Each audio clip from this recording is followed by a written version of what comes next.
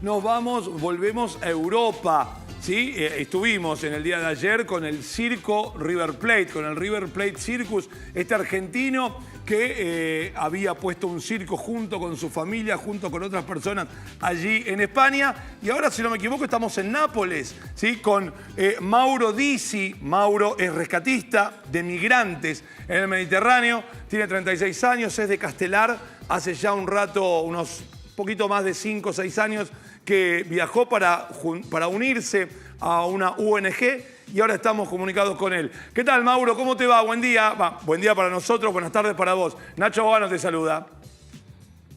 Hola Nacho, ¿cómo estás? Un gusto. Muchísimas gracias también para nosotros. Muchas gracias por darnos este ratito de tu tiempo. Mauro, en principio, bueno, ya cuando te fuiste de tan joven, entiendo que había una vocación ya de unirse a una ONG y en estas circunstancias en donde, imagino, Mauro, se ven cosas humanas que son desgarradoras, ¿no? Estar ahí en medio del Mediterráneo salvando vidas, porque es salvar vidas directamente. Bueno, sí, digamos, la función de la ONG es impedir que se ahogue gente en el mar, independientemente de los orígenes y de las razones por las que esté en esa situación. Y sí, o sea, yo me vine para aquí en el 2016 con la idea de poder participar en una misión como voluntario de la ONG.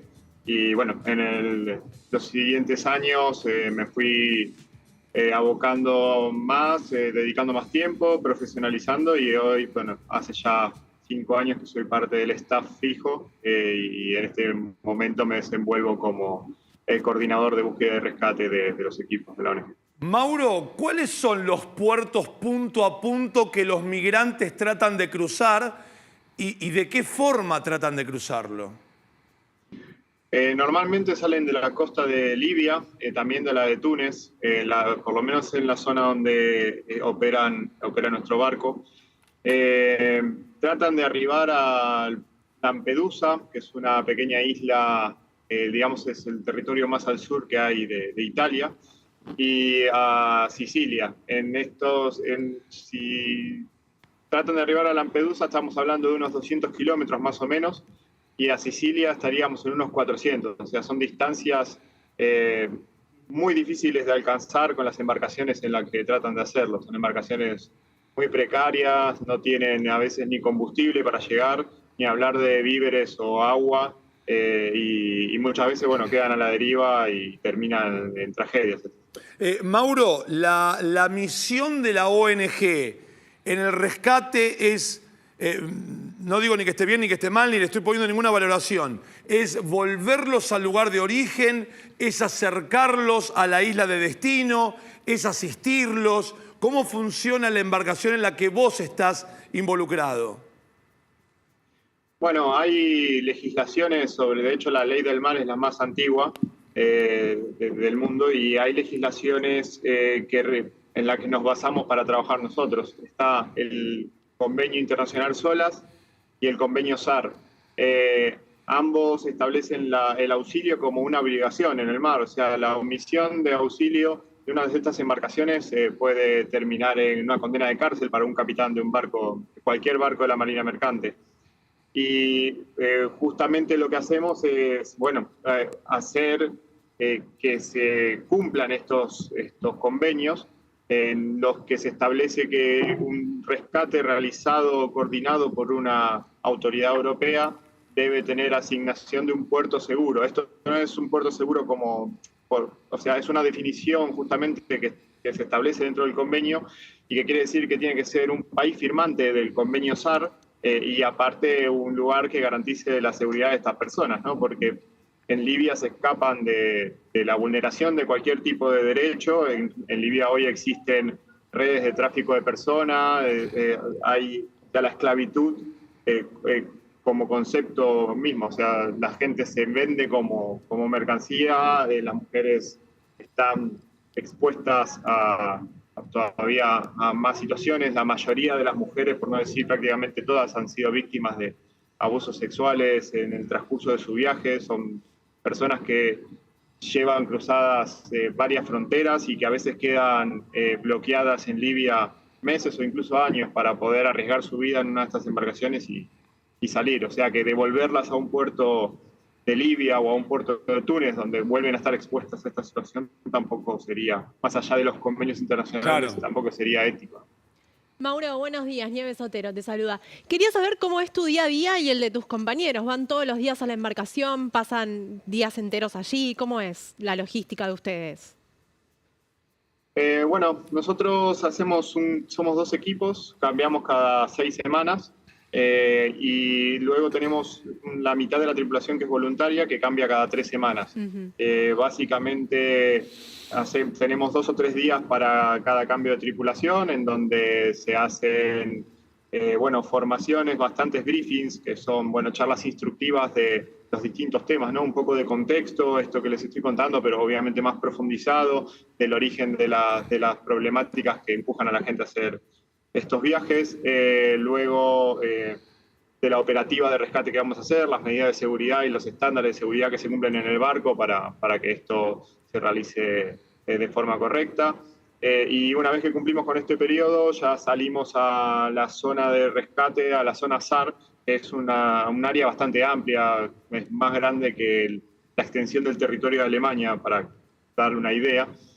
Y ahí nos posicionamos en lugares dependiendo de las variables de la meteorología o de la situación que pueda haber en la costa en cuanto a la situación política. Libia es un país que vive en una constante guerra civil ya desde hace muchos años, entonces la situación es cambiante y esto, también es un factor a tener en cuenta. Y realizamos patrullas dentro de este área, esperando avisos oficiales a veces, por los mismos estados, puede ser por Italia, por Malta, o a veces por otras ONGs que tienen también aviones para realizar patrullas y poder identificar embarcaciones en distrés, que es que embarcaciones que necesiten auxilio, o a veces por una ONG que centraliza estos avisos, que a veces son llamados de teléfono de familiares que saben que están en esa situación, o llamados de teléfonos satelitales que tienen en las mismas embarcaciones, y nos dan las coordenadas, y ya nos dirigimos ahí, realizamos los rescates y luego volvemos a puerto. Todo esto es en ese periodo de 3 semanas, y una vez que terminan nuestras 6 semanas de embarque, tenemos otras 6 semanas de descanso para recuperarnos de todo ese periodo, ¿no? ¿Y cómo está compuesto ese equipo? ¿Quiénes son los rescatistas? ¿Hay médicos, psicólogos, además del capitán? Sí, la tripulación profesional son capitán, oficiales de puente, oficiales de máquina, que son 3 y 3, y 3 marineros, que aparte son los patrones de las embarcaciones de rescate. Y luego tenemos una tripulación voluntaria que son un médico enfermero, cocinero y 4 socorristas o guardavidas sería, ¿no? Es el equivalente en Argentina. Sí. Y luego tenemos 2 periodistas. Y aparte un mediador cultural que es quien se encarga también de una persona políglota que habla varios idiomas y también normalmente ha trabajado en distintos países como para también tener un manejo de lo que es las distintas culturas, porque muchas veces en una embarcación de estas puede haber gente del norte de África, gente, desde países árabes como subsaharianos, como incluso de algunos países de Asia hemos encontrado, así que es necesario este rol también. Mauro, ¿y cómo es te quiero preguntar por 2 tipos de reacción. Primero, el migrante que parece estar jugado y sin fichas, cuando aparecen ustedes, les temen pensando de que son o que van a llevarlos presos u otra cosa que no esté vinculada a llegar a destino. Y también te quiero preguntar por la reacción de los países a donde ustedes llevan, finalmente. Si bien tienen luz verde para llevar a los migrantes, después puede haber un sector de la sociedad que por ahí sea medio reacio a que haya inmigración. Quiero ver cómo se manejan ese tipo de reacciones en tu labor.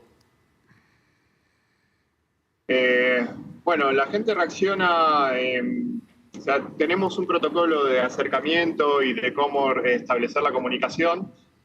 Aparte vamos uniformados con los colores relacionados internacionalmente al rescate acuático, lo cual es amarillo y rojo, dista un poco de un uniforme militar, ¿no? Entonces más difícil confundirnos, pero más allá de esto explicamos que somos un equipo de rescate, de hecho les explicamos las maniobras que vamos a realizar, que les vamos a entregar chalecos salvavidas, que hay un barco más grande en camino, normalmente llegan primero las lanchas de rescate al lugar, y hay o sea, no suele pasar que generemos dudas o que tengan una primera reacción de miedo, normalmente colaboran bastante.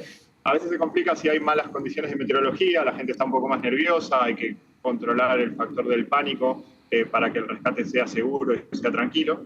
Y en cuanto al recibimiento en los países, bueno, hay gente que es un poco más reacia, como decías vos, o está en contra, y hay gente que facilita y apoya las cosas para que esto sea más fácil. Nosotros no podemos tener un seguimiento de todas las personas que rescatamos. Nuestra labor está enfocada en el rescate y en evitar que la gente se muera en el mar. Más allá de esto, defendemos los derechos humanos también. SEA es una ONG que defiende los derechos humanos, sobre todo el derecho a la vida, por esto lo del rescate. Pero hay reacciones, o sea, hay muchos gobiernos que están usando como bandera que la inmigración es el problema principal de muchas de las problemáticas que hay ahora en Europa, puntualmente en Italia. Pero hay casos, por ejemplo, para ejemplificar, Alemania, cuando explotó la crisis del 2015 a raíz de la guerra en Siria, insertó prácticamente 1 millón de personas, mayormente sirios, a la sociedad. Y lo hizo con un presupuesto que es mucho menor a lo que se maneja, por ejemplo, para financiar Frontex, que es una policía internacional europea que se ocupa de controlar las fronteras. Y bueno, es para poner un contraste, ¿no? De si se quiere y se trabaja en ello, se puede permitir, digamos, o se puede insertar a las personas que tengan el derecho a hacerlo, ¿no? También, o sea, no podemos perseguir cada caso, también te decía. Claro. Hay gente que está en esa situación, que tiene derecho a asilo político o tiene derecho a asilo como refugiado por las problemáticas que están reconocidas de su país de origen. Hay otras personas que están buscando una situación mejor o se han visto sin posibilidades de desarrollo en su país.